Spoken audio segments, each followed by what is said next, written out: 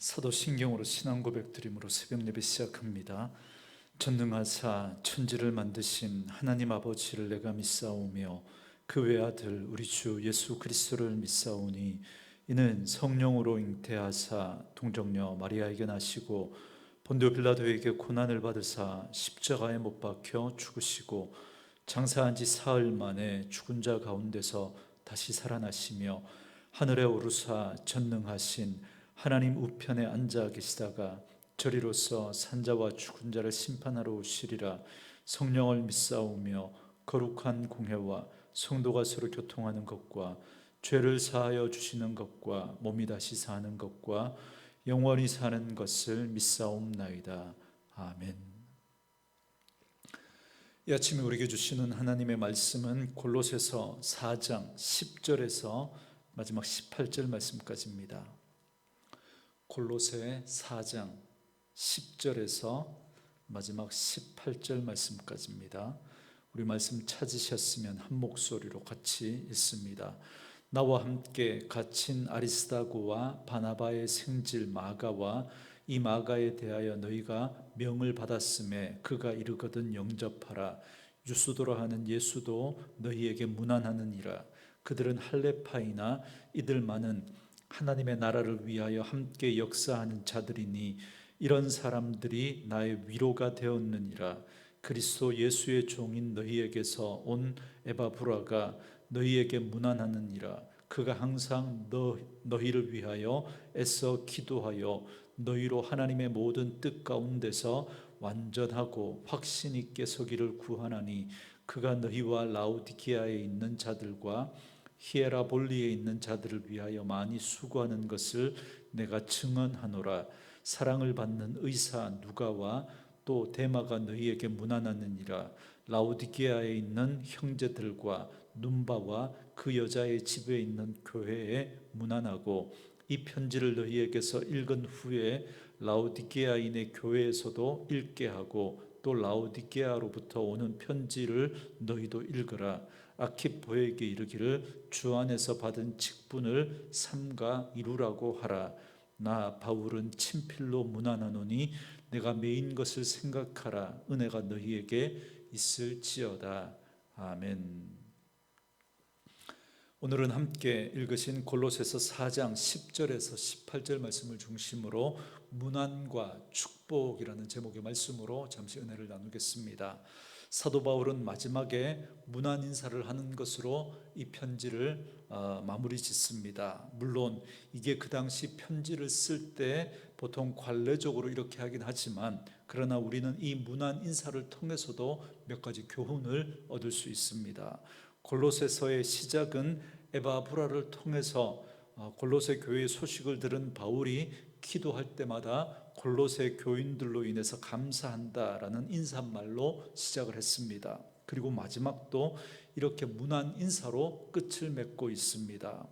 이걸 통해서 우리는 신앙의 아주 중요한 부분을 생각할 수 있는데, 여러분, 신앙이라고 하는 것이 본래 하나님과 1대1의 관계이고 하나님 앞에서 나 자신을 바로 세워가는 것이다, 그렇게 볼 수 있습니다. 그러나 그 신앙이, 그 믿음이 바른 믿음인가라고 하는 건 결국 사람과의 관계 속에서 드러나고 그걸 통해서 증명되어진다라는 것입니다. 그래서 예수님께서도 율법을 두 가지로 그 핵심을 딱 정리해서 말씀해 주시면서 첫째는 하나님 사랑, 둘째는 이웃 사랑이지 않습니까? 그러니까 하나님을 사랑하고 이웃을 사랑하는 모습으로 우리의 믿음이 드러나게 되어 있는 것입니다. 그러므로 하나님의 사랑과 이웃 사랑은 항상 함께 가야 합니다. 이것이 온전하고 바른 믿음입니다. 그런 의미에서 볼 때 성도의 교제를 나누고 서로 문안하는 것은 단순히 인사와 격려를 넘어서서 정말 중요한 신앙의 본질이라고 말할 수 있습니다. 그래서 바울은 오늘 본문과 같이 문안 인사를 나누는 것으로 이 골로새서를 끝맺고 있습니다. 먼저 오늘 본문 10절과 11절에 보면 세 사람이 등장합니다. 아리스다고, 마가, 유스도라고 하는 예수, 이 세 사람이 등장하는데요, 이 세 사람은 바울과 함께 갇힌 자로 그렇게 소개를 하고 있습니다. 바울은 지금 재판을 기다리는 피의자의 그 신분이기 때문에 지금 로마 감옥에 갇혀 있습니다. 그러나 이 세 사람은 뭐 죄인이나 또 혐의를 받고 있는 피의자가 아닙니다. 그러니까 그들은 감옥에 갇힐 이유가 전혀 없었던 사람들이죠. 그러나 그들은 바울과 함께 감옥에 있기를 자처했던 사람들입니다. 오늘날과 같은 이런 사법제도 하에서는 뭐 생각할 수도 없는 일이지만, 그러나 그 당시에 제수를 위해서 동료나 또 종이 자원해서 그 감옥에서 함께 생활할 수 있었다고 합니다. 그러니까 이 세 사람은 바울의 옥바라지를 위해서 친히 그 감옥에 같이 지내면서 그렇게 바울을 도왔던 겁니다. 그러니까 서로 교도해 가면서 그렇게 바울의 옥바라지를 했던 사람들인 거죠. 그렇기 때문에 이들은 바울에게 큰 위로가 되었고, 또 바울의 메시지나 심부름을 전달하는 그런 역할을 했습니다. 그런데 11절에 보면 여기에 나온 이 세 사람은 다 할례파다 그렇게 말합니다. 여러분, 이 말은 유대인이라는 말이죠. 그 당시 바울이 할례파라고 이렇게 지칭할 때는 복음을 반대하는 유대주의자들을 지칭할 때 이 말을 썼던 건데, 여러분 뭐 그런 의미에서 그 복음을 반대하는 입장의 유대인이라고 하는 게 아니라 이 사람들이 할례를 받은, 그러니까 태어날 때부터 유대인이었다는 걸 강조하기 위해서 이 말을 하고 있는 거죠. 그래서 11절 말씀에 보면 이 세 사람은 할례파이나 이들만은 하나님의 나라를 위해서 함께 역사하는 자들이다 이렇게 소개하고 있는 겁니다. 이게 무슨 말이냐면, 당시 예수님을 믿는 유대인들 중에는 바울과 함께 사역하는 것을 꺼리는 경향이 있었습니다. 왜냐하면 많은 유대인들이 바울을 공격했기 때문에 그렇습니다. 유대인들의 입장에서는 바울은 자신의 유대교를 공격하는, 유대교를 허무는 이단으로 그렇게 여겨졌기 때문에 바울에 대해서 많은 사람들이 비난하고 공격하고 그렇게 했었던 거죠. 그렇기 때문에 유대인의 입장이었던 이들도 그런 바울을 가까이에서 가까이 한다는 건 상당한 부담일 수 있었습니다. 그럼에도 불구하고 이들은 바울과 함께 있기를 두려워하지 않고 바울의 신실한 동력자가 되었던 겁니다. 그래서 바울은 이런 사람들이 나의 위로가 되었다 말씀하고 있는 겁니다. 그러니까 모두가 다 바울을 공격하고 비난하고 반대하고 핍박하는 그 상황에서도 이런 동역자들로 말미암아 바울은 큰 위로를 얻을 수 있었던 겁니다. 그들은 동족의 미움을 불사하고도 바울과 함께 했던 거죠. 이와 같은 성도의 진실한 교제와 사랑은 혈연이니 지연이니 학연이니 하는 그런 것들을 넘어서서 하나님 안에서 참된 위로와 힘을 서로 얻게 되는 것입니다. 전 사랑하는 우리 온누리 교회 안에 이런 교제가 있기를 주의 이름으로 축원합니다. 다음으로 12절부터 13절에 에바브라가 문안하고 있는데요. 빌립보서에서도 빌립보서에서는 에바브라가 아니라 에바브로디도로 그렇게 소개되고 있는 인물입니다. 이 에바브라는 골로새 지역에서 복음을 전하고 골로새 교회를 세웠던 인물입니다. 그래서 12절에 보면 그는 지금 바울과 함께 있으면서 골로새 교회를 위해서 애써 기도하고 있음을 말합니다. 그리고 라오디게아와 히에라볼리에 있는 자들을 위해서도 많이 수고했다 그럽니다. 여러분 골로새 지역과 라오디게아 그리고 히에라볼리 이 지역은 굉장히 가까운 도시입니다. 그래서 서로 밀접한 영향을 주고받았던 거죠. 그래서 에바브라는 골로새뿐만 아니라 다른 두 도시를 위해서도 많이 수고했던 사람이었다라는 걸 알 수 있습니다. 이 에바브라는 골로새 교인들이 하나님의 뜻 가운데 완전하고 확신 있게 서기를 강구했습니다. 왜 그러냐면 말씀드린 것처럼 골로새 교회는 거짓 교사들과 이단들의 공격을 받고 있었기 때문에, 그래서 그런 이단과 잘못된 가르침에 미혹되지 않도록 그들이 완전하고 확신 있게 거할 수 있도록 그렇게 기도했던 거죠. 여기서 우리가 한 번 더 깨달을 수 있는 건 전도만큼 중요한 것이 바로 또 그들을 또 진리의 말씀 위에 바로 세우는 또 양육, 교육과 양육이 있어야 한다라는 사실입니다. 전도도 중요하지만 바른 믿음을 갖도록 그들을 믿음 위에 세우고 또 그 믿음 위에 성장할 수 있도록 돕는 일이 또한 중요합니다. 그렇기 때문에 전도한 사람이 온전한 그리스도인으로 세워지도록 돕고 또 기도하고 그렇게 잘 양육받을 수 있도록 도와주는 역할이 우리에게 필요합니다. 그리고 14절에 보면 의사 누가와 데마가 등장합니다. 이 말씀에 보면 누가를 향해서 사랑받는 의사 누가 그렇게 소개합니다. 이 누가가 바로 누가복음과 사도행전을 기록했던 그 누가입니다. 누가는 바울과 함께 가장 오랫동안 동역했던 사람입니다. 우리가 아는 대로 바울은 지병을 가지고 있었죠. 그렇기 때문에 의사인 누가의 돌봄이 바울에게는 절실했습니다. 그래서 바울은 동역자 가운데 없어서는 안 될 가장 중요한 동역자로 그렇게 이 누가를 소개하면서 사랑받는 의사 누가라고 그렇게 소개하고 있는 겁니다. 반면에 데마는 소개하면서 아무런 수식어가 나오지 않습니다.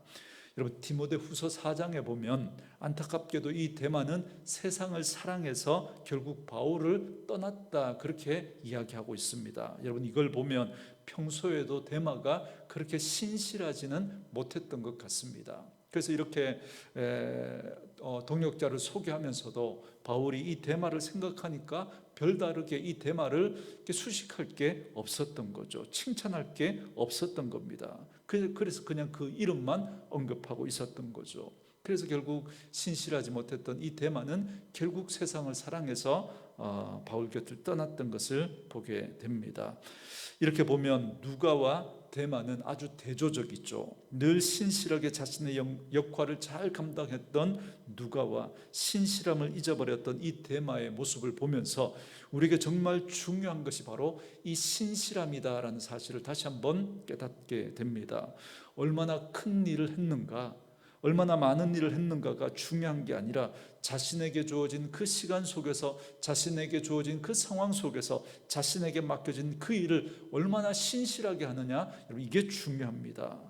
이건 어제 7절에서도 언급했던 두기고가 보여줬던 믿음이죠. 무슨 일을 하든지 마음을 다하여 죽게 하듯 하는 그런 모습이 이런 두기고에도, 그리고 이런 누가의 모습에도 찾아볼 수 있는 것입니다. 저는 사랑하는 우리 온누리교회 식구들이 늘 이 누가와 또 그리고 같이, 그리고 두기고와 같이 늘 하나님 앞에서 신실하게 자기의 주어진 그 일을 감당하는 분들 되어줄 수 있기를 주의 이름으로 축원합니다.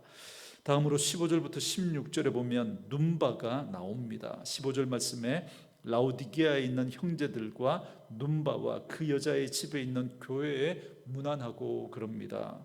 여러분 이 말씀에 보면 눈바는 여성입니다. 그리고 라오디게아 교회의 성도였죠. 특별히 눈바와 그 여자의 집에 있는 교회라고 언급하는 걸 봐서 아마 이 라오디게아 교회가 눈바라고 하는 이 여인의 집에서 모여서 예배를 하면서 그렇게 시작되었던 것 같습니다. 그리고 16절에 보면 바울은 이 골로새서를 라오디게아 교회와 돌려보라 그렇게 말합니다. 그리고 라오디게아에서 온 그 서신을 또 골로새 교회에서도 돌려보라고 그렇게 권면하고 있습니다. 그런데 안타깝게도 라오디게아에 보냈던 그 바울의 편지는 분실이 되어서 오늘 우리에게 전해지고 있지 않습니다. 아무튼 바울이 보낸 이 편지들은 한 지역 한 교회에만 그렇게 유용한 것이 아니라 다른 지역 다른 교회에도 아주 유용했다라는 걸 알 수가 있습니다. 여러분 이게 진리죠. 진리는 어느 한 지역 어느 한 시대 그렇게만 해당되는 것이 아니라, 여러분 그렇다면 그건 진리일 수가 없는 거죠. 진리는 그 가치가 여러분 상황에 따라서 시간에 따라서 변하지 않습니다. 그래서 바울이 보낸 이 편지는 진리에 대한 증언이기 때문에, 그렇기 때문에 2000년 전 골로새 교회에 보낸 이 편지가 그 골로새 교회에서도 유익했고, 그리고 그 라오디게아 교회에도 유익했고, 오늘 이 시대를 살아가는 우리에게도 유익한 하나님의 말씀으로 전해지고 있는 것입니다. 이 진리의 복음은 주님 오시는 그날까지 결코 그 가치가 변하지 않을 것입니다. 그러므로 우리는 이 진리의 말씀을 붙잡고 흔들리지 않는 믿음의 삶을 살아가야 할 것입니다. 끝으로 17절에 보면 아키포를 언급합니다. 아키포는 빌레몬서에서도 언급되었던 인물이죠. 빌레몬의 아들로 추정됩니다. 그리고 그는 에바브라의 후계자로 골로새 교회의 사역자가 되었습니다. 그래서 바울은 그에게 직분을 삼가 이루라 이렇게 권면합니다. 오늘날로 말하면 골로새 교회의 담임 목사로 세워졌던 거죠. 그래서 그 직분을 잘 감당하라고 권면하고 있는 것입니다.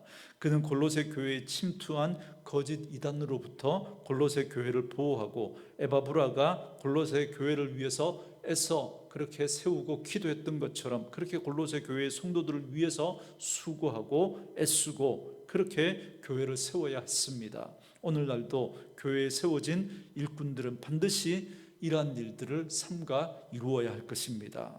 마지막으로 바울은 친필로 골로새서를 썼음을 강조합니다.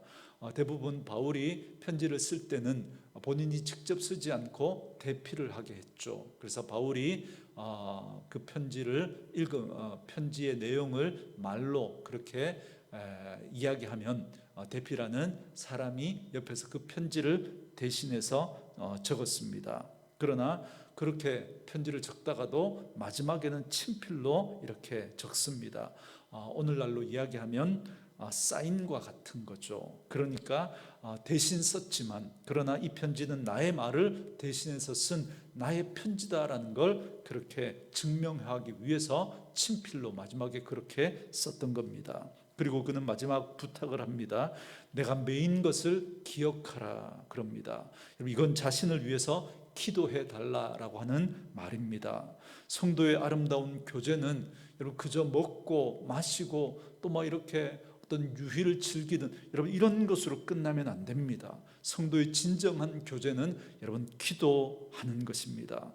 서로를 기억하는 것은 관심과 사랑을 갖는다는 거죠.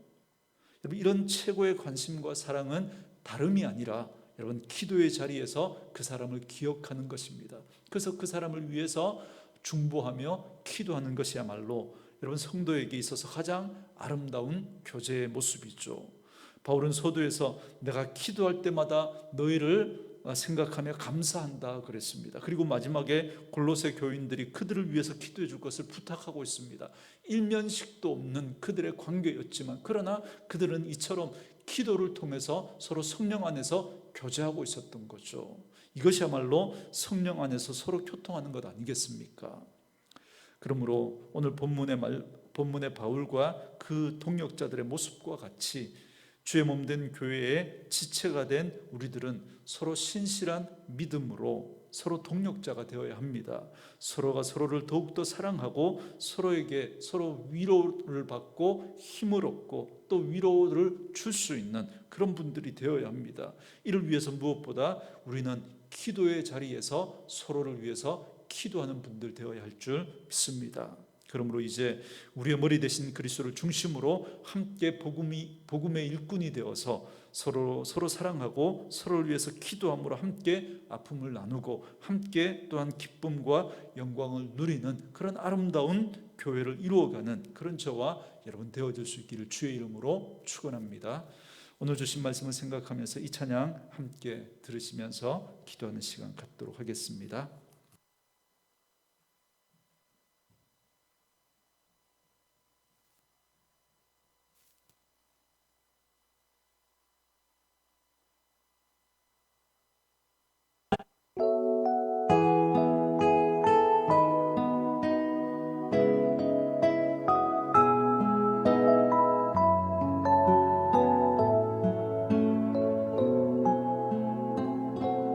주께 힘을